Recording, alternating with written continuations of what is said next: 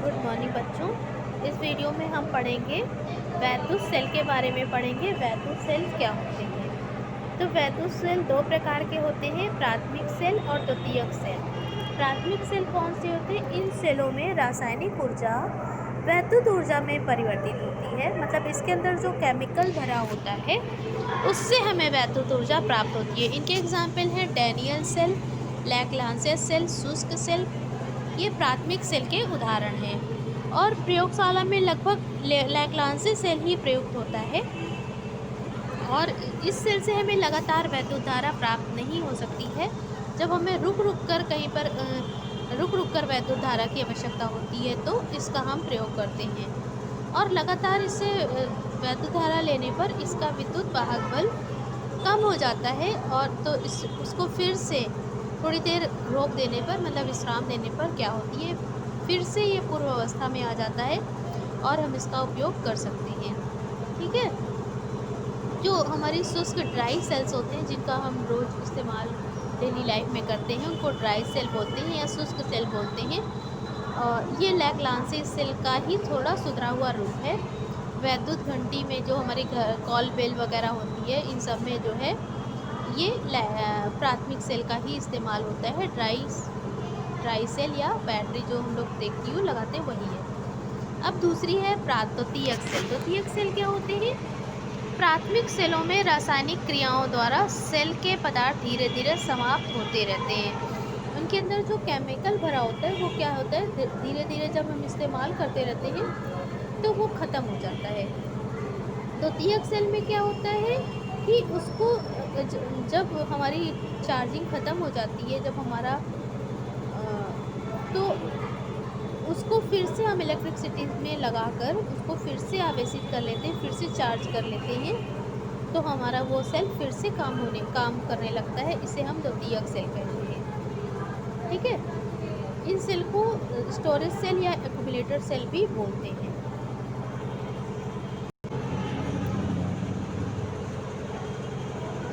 ये अभी हमने बता दिया कि जिनको एक्यूमुलेटर सेल भी कहते हैं। इसमें होता क्या है कि जब सेल की ऊर्जा पुनः वैद्युत धारा के रूप में ली जाती है, जब सेल से यह ऊर्जा वैद्युत धारा के रूप में ली जाती है, तब सेल में संचय संपूर्ण ऊर्जा हमें वैद्युत धारा के रूप में मिल जाती है और तब सेल क्या हो जाता है, डिस्चार्ज हो जाता है और इसको फिर से हम चार्ज कर लेते हैं। सभी ने किया है। मोबाइल वगैरह की जो बैटरी होती है और भी कई जगह बैटरी जो लगती है, इसको फिर से हम चार्ज करके इस्तेमाल करते हैं। तीसरा टॉपिक है धारा नियंत्रक। धारा नियंत्रक मतलब इसके नाम से ही पता चल रहा है कि हमें किसी भी सर्किट में कितनी इलेक्ट्रिसिटी भेजनी है, कितनी उसमें उसको कंट्रोल करने के लिए ये धारा नियंत्रक का इस्तेमाल होता है। इसको हम रियोस्टेट भी कहते हैं और धारा नियंत्रक भी कहते हैं। यह उपकरण वैद्युत परिपथ में धारा की प्रबलता कम या अधिक करने के काम आता है। इसमें प्रायः ऑक्सीकृत नाइक्रोम का तार ये इस पर लिपटा होता है। ये एक बेलन, चीनी मिट्टी का बेलन होता है जिस पर तार जो है नाइक्रोम के तार लपटे होते हैं, जिसका विशिष्ट प्रतिरोध अधिक और प्रतिरोध ताप गुणांक कम होता है। यह चीनी मिट्टी के बेलन पर लिपटा होता है। तार के ऑक्सीकृत होने के कारण वे एक दूसरे से इंसुलेटेड होते हैं।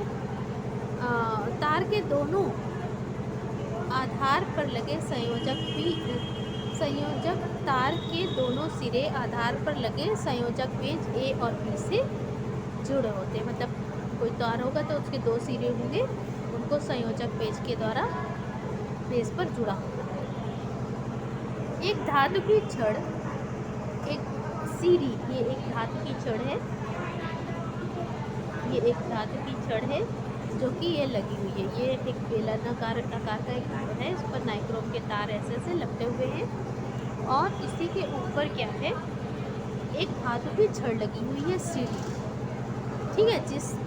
जिस पर खिसकाने के लिए एक पत्ती, ये एक समझ लो एक कुछ ये जो है हाफ सर्किल शेप का एक क्या होती है, पत्ती होती है, जो इस पर हम इसको क्या करते हैं, इस पर स्लाइड कर सकते हैं। इसको क्या करते हैं, इस पर स्लाइड कर सकते हैं ये देखो, ये एक हाफ सर्किल शेप की एक पत्ती होती है जो ये नाइक्रोम के तार पर हम क्या करते हैं, स्लाइड करवाते हैं। यह पत्ती तार की कुंडली के को दाब के साथ स्पर्श करती हुई इधर उधर खिसकाई जा सकती है। इसे विसर्पी स्पर्शक स्लाइडिंग कॉन्टैक्ट कहते हैं। क्षण के एक सिरे पर संयोजक पेच सी लगा रहता है। परिपथ में धारा नियंत्रक को, ठीक है, इसको हम आगे पीछे करके स्लाइड करके हम करंट को, कितना सर्किट में करंट भेजना है, इसको नियंत्रित करते हैं। ठीक है, तो और जब हम सर्किट में किसी भी प्रतिरोध को इसको दिखाते हैं, धारा नियंत्रक को दिखाने के लिए हम ऐसे जिगजैग लाइन को प्रयोग करते हैं। परिपथ में धारा नियंत्रक को इस साइन से दिखाते हैं। ठीक है, विद्युत परिपथ में तार के संयोजक पेच ए अथवा बी के बी से तथा दूसरे तार को संयोजक पेच सी से जोड़ते हैं। वैद्युत परिपथ में एक तार को संयोजक पेच ए से अथवा बी से तथा दूसरे तार को संयोजक पेच सी से जोड़ते हैं। अब चौथा टॉपिक क्या है, प्रतिरोध बॉक्स। चौथा टॉपिक क्या है, प्रतिरोध बॉक्स या रेजिस्टेंस बॉक्स बोलते हैं। यह परिपथ में ज्ञात प्रतिरोध डालने के काम होता है। इसमें विभिन्न प्रतिरोधों की कई कुंडलियाँ श्रेणी क्रम में पीतल के गुटकों के बीच में थोड़े थोड़े अंतर पर लगी होती हैं। ठीक है, ये पीतल के नीचे क्या होते हैं, ये पीतल के गुटके लगे होते हैं, ये और इस पर क्या होते हैं, कुंडलियाँ होती हैं विभिन्न प्रतिरोधों की, उसको श्रेणी क्रम में लगी होती हैं। गुटकों के बीच में थोड़े थोड़े अंतर पे एवोनाइट की प्लेट लगी होती है। इनमें से किसी भी कुंडली के प्रतिरोध को डाला जा सकता है। बॉक्स के ऊपर पीतल के प्रथम और अंतिम गुटकों के बीच गुटके पर संयोजक पेच लगे होते हैं। प्रत्येक कुंडली के तार का प्रतिरोध बॉक्स के ऊपर लिखा होता है। प्रत्येक कुंडली के तार का प्रतिरोध बॉक्स के ऊपर लिखा होता है। ये तुम देख रही हो, ये एक प्रतिरोध बॉक्स है। इस पर क्या होता है, पीतल के गुटके लगे होते हैं।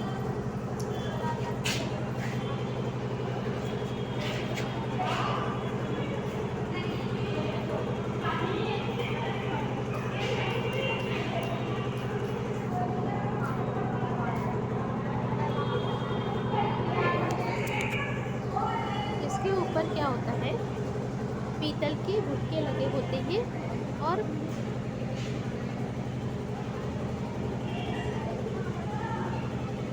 गुटके के बीच में थोड़े थोड़े अंतर पर एवोनाइट की प्लेट लगी होती है और इनमें किसी भी कुंडली का प्रतिरोध, उस पर हमें किसी भी कुंडली का कितना प्रतिरोध डालना है, इसको हम अटैच कर देते हैं। ठीक है, कुंडली, किसी भी कुंडली का प्रतिरोध इस पर डाला जा सकता है। बॉक्स के ऊपर पीतल की प्रथम तथा अंतिम कुंडली पर, प्रथम और अंतिम कुंडली पर क्या होते हैं, संयोजक पेच लगे होते हैं और प्रत्येक कुंडली के तार के प्रतिरोध बॉक्स के ऊपर लगे होते हैं। अब नेक्स्ट आता है अमीटर। यह कम प्रतिरोध वाला धारा मापी होता है। अब हमने सर्किट में कितनी करंट भेजी, कितनी करंट हमको मिल रही है, इन सब की जानकारी प्राप्त करने के लिए हमें जिस डिवाइस का इस्तेमाल करते हैं उसे बोलते हैं अमीटर। यह कम प्रतिरोध वाला धारा मापी होता है। धारा मापी की कुंडली के समांतर क्रम में धारा मापी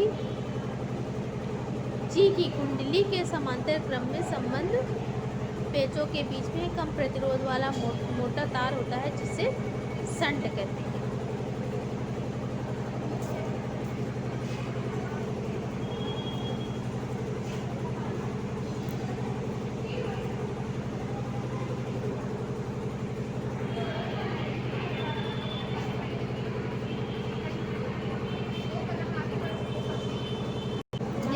धारा मापी है। धारा मापी में ये कम प्रतिरोध वाला धारा मापी होता है। इसका प्रतिरोध मतलब रेजिस्टेंस कम होता है। धारा मापी कुंडली के समांतर, यहाँ पर एक जो कुंडली है ये उसके समांतर क्रम में क्या होता है, उसके संबंध पेच से एक कम प्रतिरोध वाला मोटा तार लगा होता है जिसे बोलते हैं शंट बोलते हैं। और ये जब इसको ऐसे लगा देते हैं तो ये क्या बन जाता है, अमीटर बन जाता है। ठीक है, ये तुम्हारी धारामापी कुछ ऐसी ऐसी आकृति का होता है, कुछ इस तरह से होता है। ठीक है, शंट का प्रतिरोध अमीटर के की परास पर निर्भर करता है। यह उपकरण एक बक्से में बंद होता है जिसके सामने की दीवार पर एक कांच की होती है। इसमें कुंडली पर एल्युमिनियम का एक संकेतक लगा रहता है जो एम्पियर में अंकित वृत्ताकार पैमाने पर घूमता रहता है। ठीक है, तो ये अमीटर हमने बनाया, इसको एक बॉक्स में बंद कर देते हैं, बॉक्स में बंद कर देते हैं और इस पर एक क्या होती है, ये ऐसे करके एक तुम्हारा डिस्प्ले लगा रहता है, समझ लो, जिस पर कि हम धारा की मापने के लिए एक मीटर लगा होता है जो कि एम्पियर में हम नापते हैं, ऐसे होता है।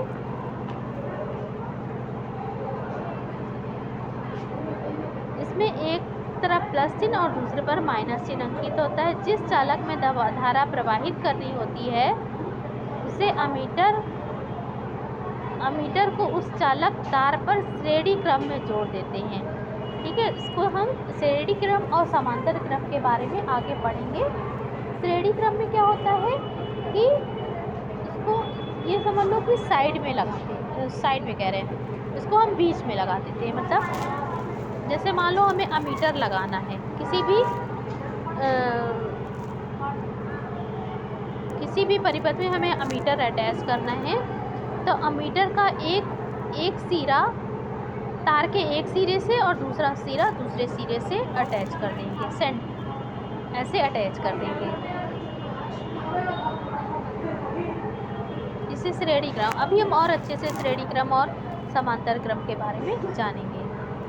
ठीक है, अमीटर को ये याद कर लो कि परिपथ में अमीटर को हम श्रेणी क्रम में लगाते हैं और अभी वोल्टामीटर के बारे में पढ़ेंगे तो वोल्टामीटर को हम परिपथ में समांतर क्रम में लगाते हैं। ये बातें, दो बातें क्वेश्चन आते हैं, इसको ध्यान में रखना।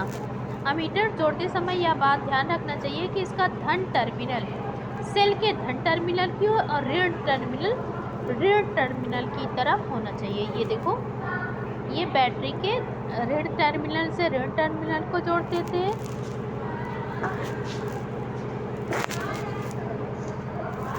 और ऋण टर्मिनल से ऋण टर्मिनल को और धन टर्मिनल से धन टर्मिनल को जोड़ देते हैं अमीटर जोड़ते समय। और अब हम वोल्टामीटर के बारे में देखेंगे कि अब अमीटर में क्या है, जो हम इसका जो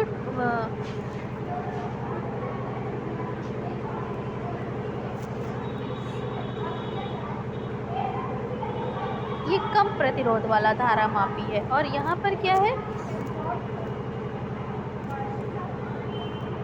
ये ऊंचे प्रतिरोध वाला धारा मापी है जो किसी वैद्युत परिपथ में किन्हीं दो बिंदुओं के बीच विभवांतर नापने के काम आता है। किन्हीं दो परिपथ में किन्हीं दो बिंदुओं के बीच में विभवांतर नापने के काम आता है। और इसमें जो धारा मापी में ये ऊंचे प्रतिरोध वाला धारा मापी होता है और ये परिपथ में समांतर क्रम में लगाते हैं, इसको हम समांतर क्रम में लगाते हैं। धारा मापी के पैमाने को वोल्ट में अंकित करके उसमें विभवांतर नापा जा सकता है। धारा मापी के पैमाने को वोल्ट में अंकित करके उससे विभवांतर नापा जा सकता है। धारा मापी की कुंडली के श्रेणी क्रम में एक उच्च प्रतिरोध का तार जोड़कर वोल्टामीटर बनाया जाता है। धारा मापी की कुंडली में श्रेणी क्रम में एक उच्च प्रतिरोध का तार जोड़कर इसे वोल्टामीटर बनाया जा सकता है। यह भी एक एल्युमिनियम के बक्से में बंद होता है। इसके सामने की दीवार कांच की होती है। इसमें कुंडली पर एल्युमिनियम का एक संकेतक लगा जाता है जो वोल्ट में अंकित वृत्ताकार पैमाने पर चलता है। ये सामने की दीवार कांच की है, इस पर एक पैमाना लगा है, इस पर एल्युमिनियम का एक संकेतक लगा है जो परिपथ के विभवांतर को वोल्ट में नापता है और हमें उसको बताता है। इसमें भी धन और ऋण टर्मिनल होते हैं जो चालक के सिरों के बीच विभवांतर को मापना होता है। वोल्टामीटर के टर्मिनलों को सीधे सिरों से जोड़ देते हैं। इस प्रकार वोल्टामीटर तार के समांतर क्रम में जोड़ा जाता है।